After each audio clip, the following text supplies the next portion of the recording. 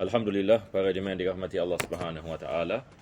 Pertama dan utama sekali kita memanjatkan kesyukuran kita kepada Allah dapat kita meneruskan pengajian daripada kitab Fathul Qarib. Dan insya-Allah taala pada hari ini kita akan masuk kepada fasal berkenaan dengan hukum ahkam yang bersangkut paut dengan aqiqah.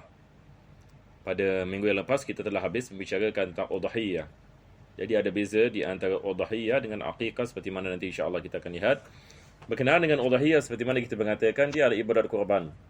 Apabila datang hari raya haji dan hari-hari tasyrik, maka disunatkan kita menyembelih sama ada kambing ataupun lembu ataupun unta. Dan ini adalah sunnah Nabi SAW seperti mana kita mengatakan. Manakala aqiqah dia merupakan perkara yang berbeza. Dia bersangkut paut dengan kelahiran seorang anak. Apabila seorang diberikan cahaya mata oleh Allah Subhanahu wa taala, maka daripada tanda kesyukuran dan daripada adab dalam Islam adalah kita melaksanakan aqiqah bagi bayi yang diberikan ini oleh Allah Subhanahu wa taala. Jadi kita akan lihat dengan terperinci insya-Allah apa yang akan disebutkan oleh penulis.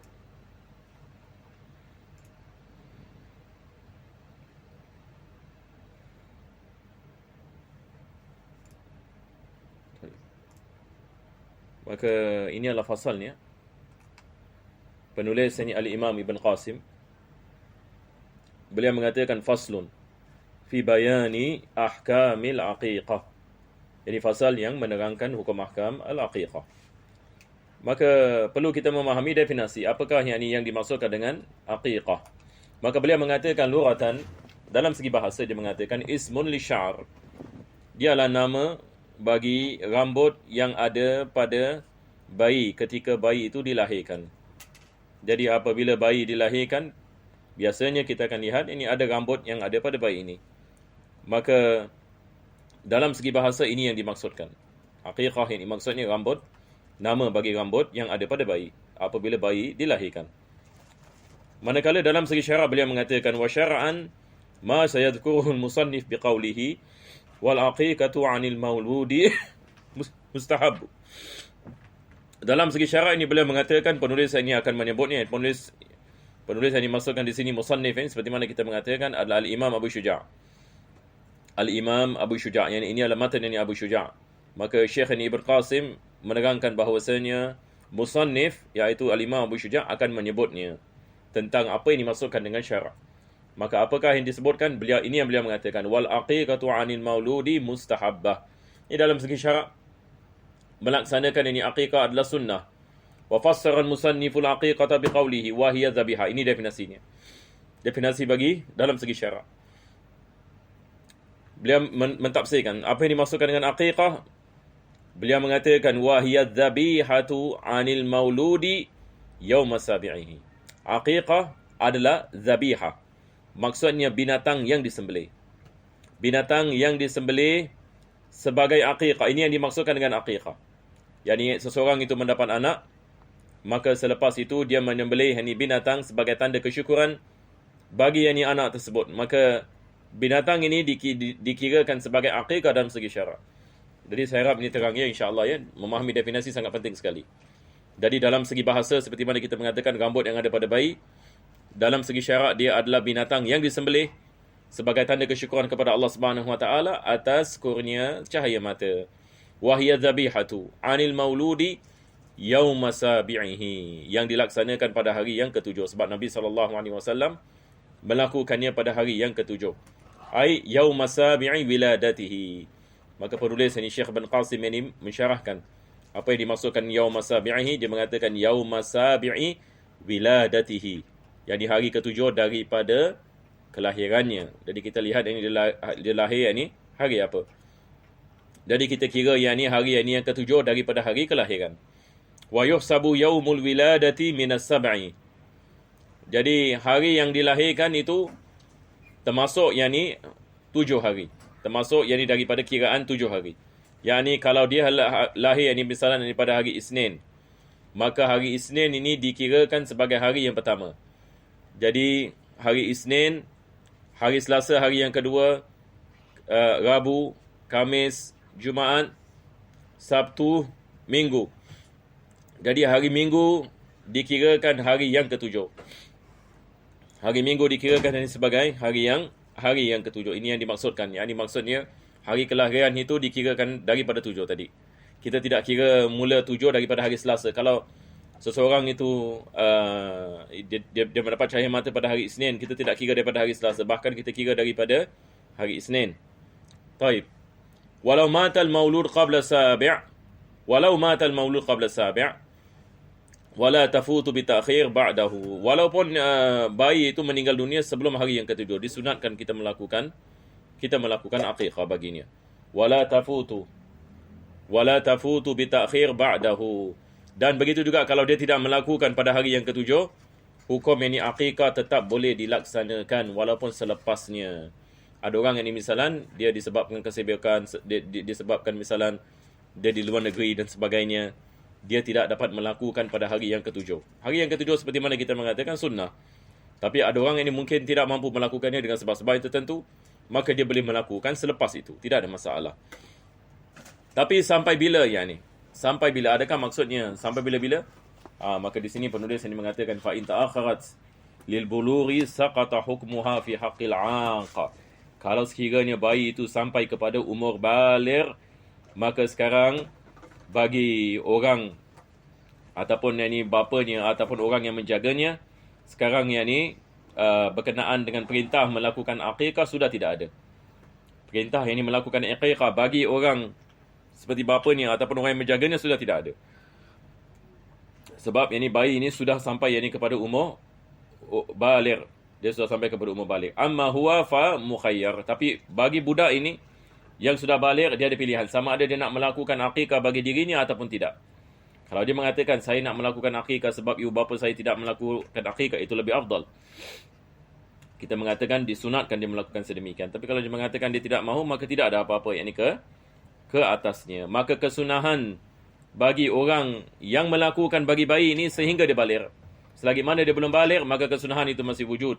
Misalan ada orang yang ini misalan dia ada bayi, selepas 3 tahun, selepas 4 tahun, dia tidak melakukan aqiqah. Selepas itu dia mengetahui masalah ini, dia tahu perkara ini. Maka dibolehkan ini dia melakukan aqiqah, tidak ada masalah baginya. Wa yuzbahu 'anil ghulami syatan. Dari seterusnya penulis ini menerangkan apakah yang harus kita melakukan bagi aqiqah. Jadi sekarang ini keadaannya seorang yang ini mendapati bayi. Jadi kita mengatakan disunatkan dia melakukan aqiqah pada hari yang ketujuh. Kalau boleh. Hari yang ketujuh, maka dia melakukan aqiqah. Taib, aqiqah seperti mana dalam segi syarak kita mengatakan zabihah. Iaitu binatang yang disembelih. Jadi bagaimana yang ini kita nak melakukannya? Maka kita kena lihat kepada bayi. Bayi lelaki ataupun bayi perempuan. Kalau sekiranya bayi lelaki fasyatan. Ini sekali lagi berdasarkan dengan hadis Nabi SAW. Bagi ghulam syatan. Yani bagi anak lelaki 2 kambing dan hukumnya sama seperti udhiyah. Dalam syarat-syarat yang sah penyembelihan ini dan sebagainya semua telah kita membicarakan. Jadi dia perkara yang sama. Jadi disembelih yang ni 2 ekor kambing yang dibagi bayi lelaki, 1 ekor kambing bagi bayi perempuan. Ini yang beliau mengatakan wa yuzbahu 'anil jariyati syatun wa qala ba'duhum amma al-khuntha. Adapun yang ni khuntha fayuhtamalu ilhaquhu bil ghulam أو بالجارية فلو بان ذكورته أمر بالتدارك وتتعدد العقيقة بتعدد الأولاد. Baik, sekarang ini penulis ini membicarakan ini tentang khunsa.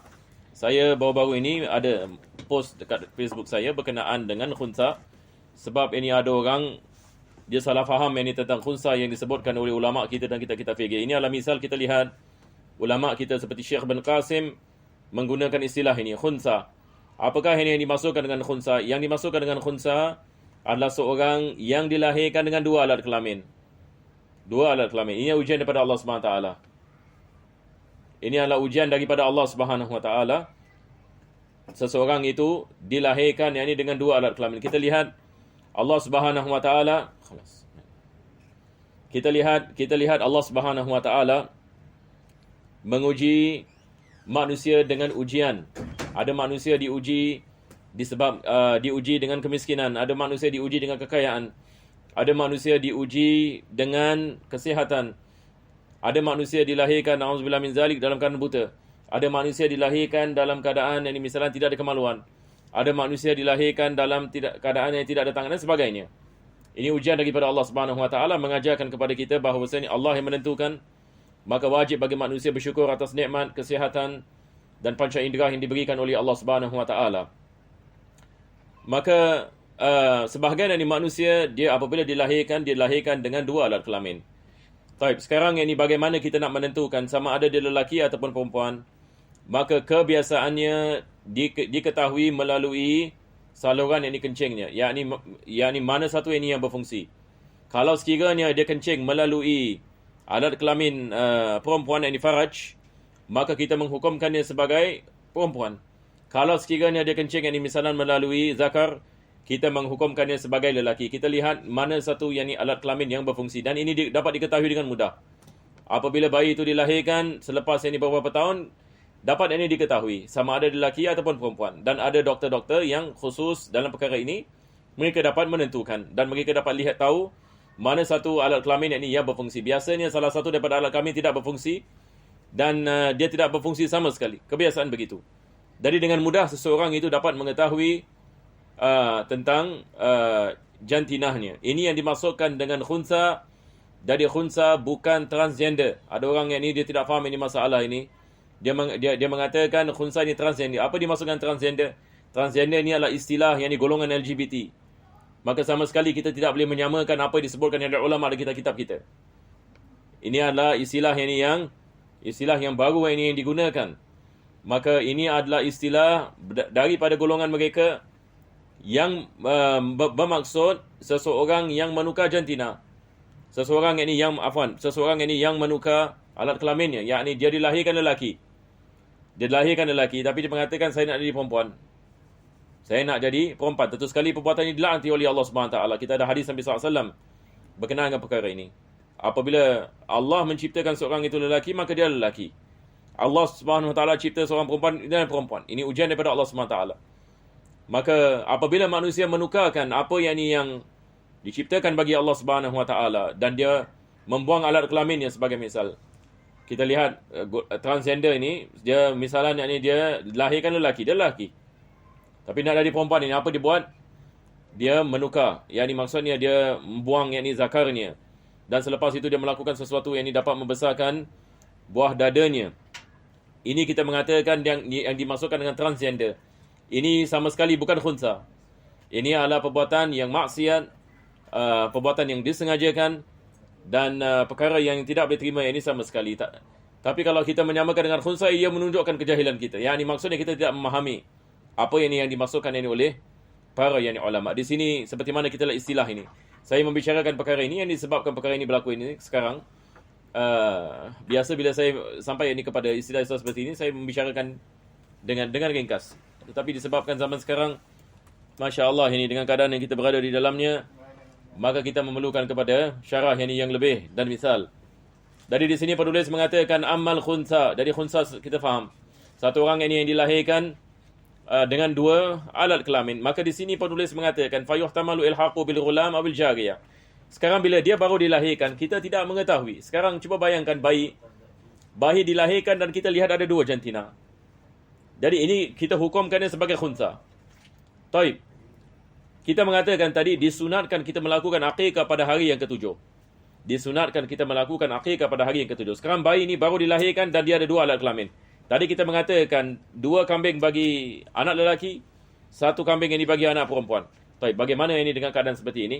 Maka kita lihat kalau sekiranya kita dapat menentukan jantinanya. Misalnya kita lihat yang apabila dia kencing ini sebagai misal, kita lihat yang berfungsi adalah alat kelamin yang lelakinya ini misalnya. Dan doktor ini mengatakan alat kelaminnya yang lelaki ini berfungsi, yang wanita ini tidak berfungsi. Hari ini boleh dilakukan X-ray ini dan sebagainya, boleh diketahui dengan mudah. Maka dalam keadaan seperti ini, sebelum ini hari yang ketujuh, kalau kita dapat menentukan dia adalah lelaki, maka kita sembelih dua kambing. Tapi kalau kita tidak dapat ini menentukannya ini misalnya, maka kita tunggu. Kita boleh ini melakukan ini sembelih ini dua kambing dengan ihtimal, dengan possibility yang ini dia adalah yang ini lelaki. Jadi di sini penulis ini mengatakan falau bana zukuratuhu.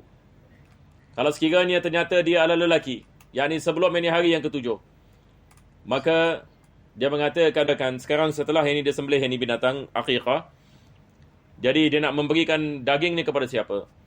Maka orang yang melakukan aqiqah ini disunatkan dia memberikan kepada fuqara wal masakin. Dia memberikan kepada orang fakir dan miskin. Seperti mana kita membicarakan dalam ini udhiyah. Di dalam ini udhiyah, kita memberikan kepada fakir ini dan miskin, cuma beza. Yang ini udhiyah boleh diberikan ini kepada ahli keluarga, boleh ini kita makan daripadanya, ini sebagai misal. Maka bagi aqiqah disunatkan kita memberikan kepada fakir ini dan miskin, dan juga disunatkan kita memasaknya. Berbeza dengan udhiyah. Udhiyah kita memberikan daging mentah kepada golongan fakir ini dan miskin ataupun ahli keluarga dan sebagainya. Tapi bagi aqiqah disunatkan kita memasaknya. Dan disunatkan kita meletakkan sesuatu yang manis padanya. Dan ini adalah tafaul. Dalam Islam kita ada tafaul. Yang ini maksudnya kita mengharapkan supaya akhlaknya juga menjadi manis. Ini dalam Islam kita memanggilnya tafaul. Tafaul. Fayatbakhuha bihulwin. Penulis mengatakan memasaknya dengan sesuatu yang manis. Wa yuhdi minha lil fuqara wal masakin. Dan dia memberikannya sebagai hadiah kepada fakir dan miskin. Wala yattakhidhuha da'watan wala yaksiru 'azmaha. Jadi apabila kita memasak yakni daging ini, yang sunnah adalah kita memberikan kepada fakir miskin, bukan kita memanggil mereka. Bukan yakni kita memanggil mereka kepada rumah kita ini sebagai misal, dan kita yakni dia masak ini dengan cara yang mana kebanyakan yakni daripada tulangnya ini tidak yakni dipotong. Ini kalau kita lihat ini orang yang pakar dalam perkara ini, kita akan faham bagaimana mereka melakukan masakan ini. Taib, selepas itu penulis mengatakan wa'lam anna sinnal aqiqa wa salamataha min 'aibin wa yunqisu lahmaha.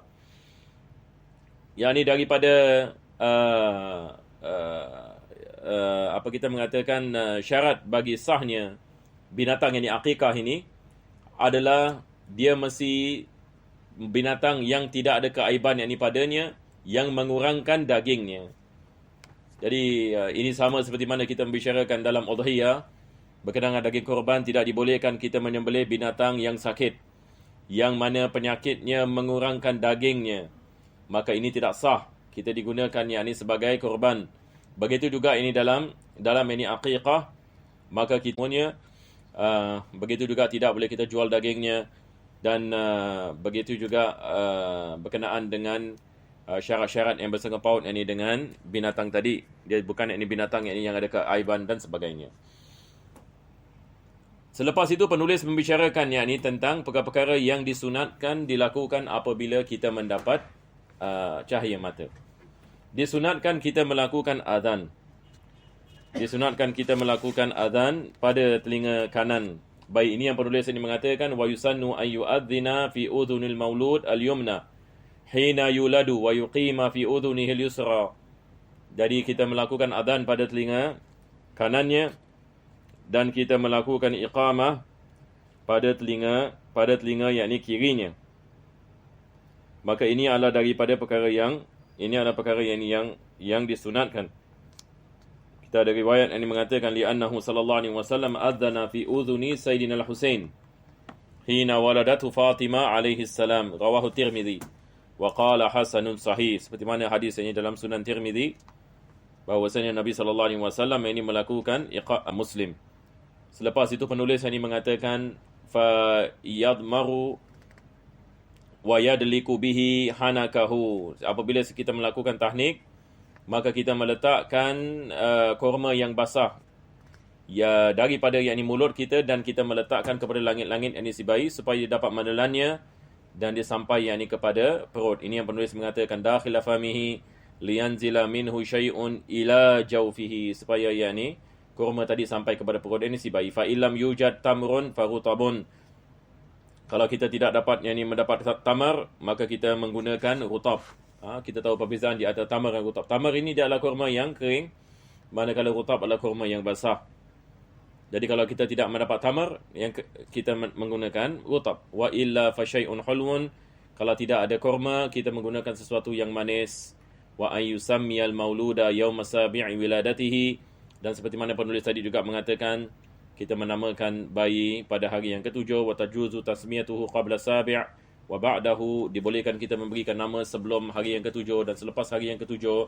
Walau matal maulud qabla sabi' sunnah tasmiyatuhu, kalau sekiranya bayi itu meninggal dunia sebelum hari yang ketujuh, juga yakni disunatkan kita menamakannya. Sebab Nabi SAW, yakni beliau menamakan bayi apabila yakni dia telah sampai kepada hari yang ketujuh, dan ini seperti mana yang diriwayatkan oleh Al-Imam Tirmizi. Akan tetapi ini seperti mana kita mengatakan dia adalah sunnah. Kalau sekiranya bayi meninggal dunia sebelum itu, maka disunatkan kita menamakannya, ataupun selepas itu yakni disunatkan kita memberikan kepadanya nama. Wallahu a'lam bishawab. Maka dengan ini kita telah habis bab al-aqiqah. InsyaAllah pada minggu depan kita akan masuk kepada bab yang baru, bab kitabus sabqi wa ramyi. Mudah-mudahan Allah Subhanahu wa taala memberikan kepada kita taufik, insya-Allah taala. Amin ya rabbal alamin. Alhamdulillah rabbil alamin. Allahumma salli wa sallim ala sayyidina Muhammad wa ala ali sayyidina Muhammad.